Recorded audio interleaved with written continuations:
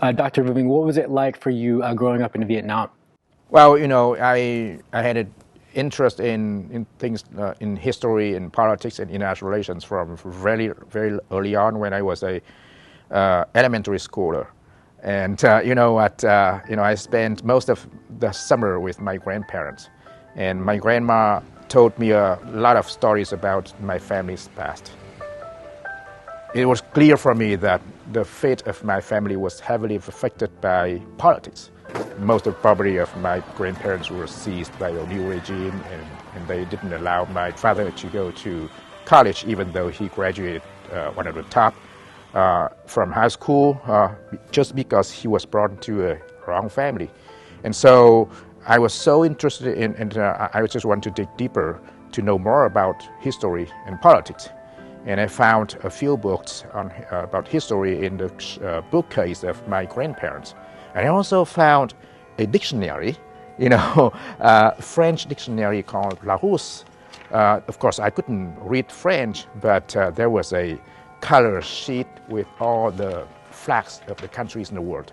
And so it rose my interest in the world outside.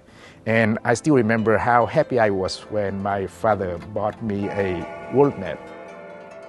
And he put it on the wall, and I was able to, I could stand before the map and stare at the map for several minutes.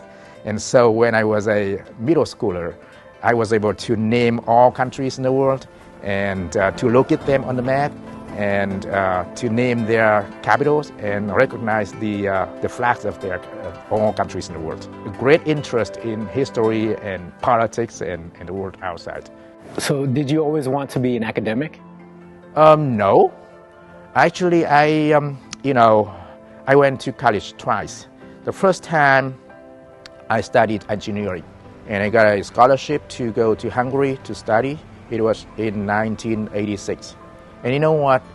Early in that same year, Mikhail Gorbachev, the leader of the Soviet Union, announced perestroika and glasnost. And so in Hungary from 1986, Hungary was in full mode of reform. And, I followed their political debate with great interest. The key question that they were discussing was, what should we change?